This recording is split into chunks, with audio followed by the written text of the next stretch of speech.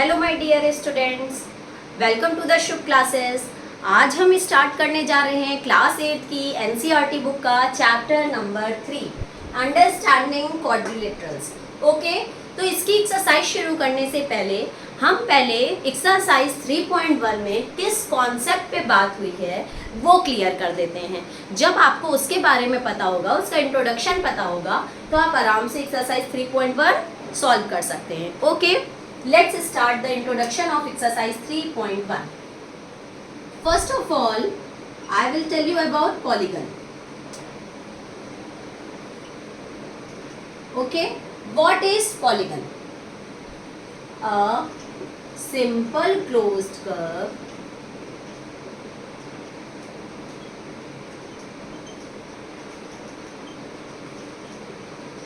made up of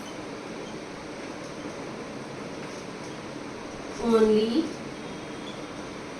line segments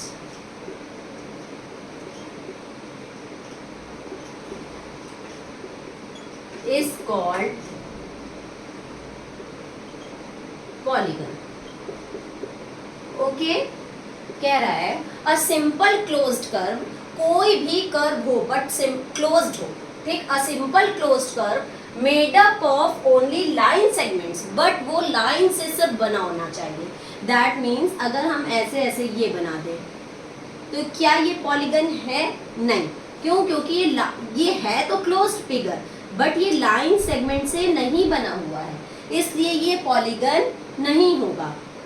बाकी कोई भी शेप हो, कैसा भी हो, लेकिन अगर क्लोज्ड है और लाइन सेगमेंट से बना हुआ है तो वो पॉलीगन होगा।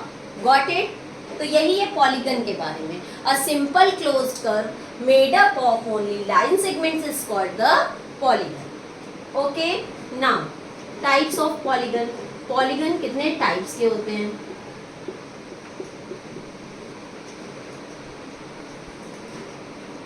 First, concave polygon. Second, convex polygon. Third, regular polygon. Fourth, irregular polygon. Okay, ये 4 टाइप्स के आपके पॉलीगन होते हैं, concave, convex, regular and irregular. Okay, concave polygon क्या होता है? कोई भी एंगल, अगर कोई भी पॉलीगन है, मतलब लाइन सेगमेंट से बना हुआ पॉलीगन है, और वो हमारा अगर उसका एक एंगल भी 180 डिग्री से ज़्यादा है, उसका कोई भी एटलीस्ट वन एंगल 180 डिग्री से ज़्यादा होगा तो वो कनकेव पॉलीगन होगा। जैसे देखिए, ये एंगल है, इसमें ये एंगल है, ये एंगल है, ये एंगल है और ये एंगल है। ये वाला एंगल आपका देखिए 180 डिग्री से ग्रेटर है, तो अगर एंगल आपका कोई भी angle at least one angle 180 degree से ग्रेटर होगा तो वो कनकेव पॉलीगन होगा। ओके, कन्वेक्स पॉलीगन क्या होता है? जिसका हर एंगल 180 डिग्री से कम होना चाहिए, जिसका हर एंगल 180 डिग्री से कम होना चाहिए। कोई भी ले लें एंगल, कोई भी मतलब पॉलीगन ले लें, बट हर एक एंगल उसका जो है वो 180 डिग्री से कम होना चाहिए, तो वो कन्वेक्स पॉलीगन होगा। रेगुलर पॉलीगन क्या होगा? जिसकी सारी साइड्स और सारे एंगल्स इक्वल होंगे, वो क्या होगा? रेगुलर पॉलीगन होगा। जैसे कि चाहे हम स्क्वायर ले लें, तो स्क्वायर की भी 4 साइड्स इक्वल भी होती हैं और 4 एंगल्स भी इक्वल होते हैं, तो वो रेगुलर पॉलीगन में जाएगा। जैसे इक्विलेटरल ट्रायंगल ले लें, तो इक्विलेटरल ट्रायंगल में भी तीनों साइड्स इक्वल होती हैं और तीनों एंगल इक्वल होते हैं, तो ये हमारा किस में चला जाएगा? रेगुलर पॉलीगन में चला जाएगा। तो रेगुलर पॉलीगन में जिसकी सारी साइड्स इक्वल हों और सारे एंगल्स इक्वल हों, वो हमारे कौन से पॉलीगन होंगे? Regular polygon. Next, irregular polygon. Irregular polygon क्या होता है? जिसकी ना तो साइड्स इक्वल हो और ना ही एंगल्स इक्वल हो, तो वो किस में जाएगा? इर्रेगुलर पॉलीगन में। जैसे अगर हम ट्रेपेजियम बना दें, तो ना तो इसकी साइड्स इक्वल हैं और ना ही इसके एंगल्स इक्वल होंगे, तो ये हमारा किस में जाएगा? इर्रेगुलर पॉलीगन में। तो ये तो हो गए आपके types of polygon, concave, convex, regular and irregular. Concave में one of the angle is greater than 180 degree, at least one of the angle, कम से कम एक एंगल आपका 180 डिग्री से ज़्यादा होना चाहिए।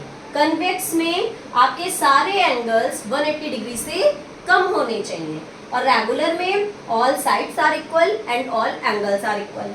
इररेगुलर में no sides are equal and no angles are equal. Got it? तो ये था पॉलीगन की डिफिनीशन एंड ये था टाइप्स ऑफ पॉलीगन। अब इसमें बात होता है कि क्वाड्रिलेटरल के एंगल सम प्रॉपर्टी की। तो एंगल सम प्रॉपर्टी जैसे हमने ट्रायंगल की पढ़ी थी, तो ट्रायंगल में क्या होता है, इसमें 3 साइड्स होती हैं, तो इसके सारे एंगल्स का सम हम लोग क्या पढ़ते थे, 180 डिग्री। ओके, और जो हम क्वाड्रिलेटरल पढ़ेंगे, क्वाड्रिलेटरल मीन्स होता है made up of 4 sides. Quadrilateral होता है जो कि 4 साइड से बने होते हैं, वो सारे क्वाड्रिलेटरल होते हैं। तो जो क्वाड्रिलेटरल होता है उसमें क्या है, इसका सम क्या होगा, 360 डिग्री। क्या होगा, 360 डिग्री। एक फॉर्मूला भी होता है कि इसके अगर चारों एंगल्स का अगर हम सम कर दें तो हमारा क्या आएगा, 360 डिग्री। अगर आप कभी भूल भी जाएं कि कितने साइड्स है तो उसका एंगल का सम कितना होगा, तो एक फॉर्मूला भी होता है n-2 इंटू 180। जैसे अगर आपको ये फॉर्मूला लर्न है, तो अगर आपको कोई भी फिगर है और उसका एंगल्स का सम निकालना है और अगर साइड्स इक्वल हैं तो आप इससे निकाल सकते हैं। इक्वल साइड्स की जरूरत नहीं है, सॉरी, बस हमें ये पता होना चाहिए कि कितनी साइड्स हैं उसमें। जैसे अगर हमारा पेंटागन है,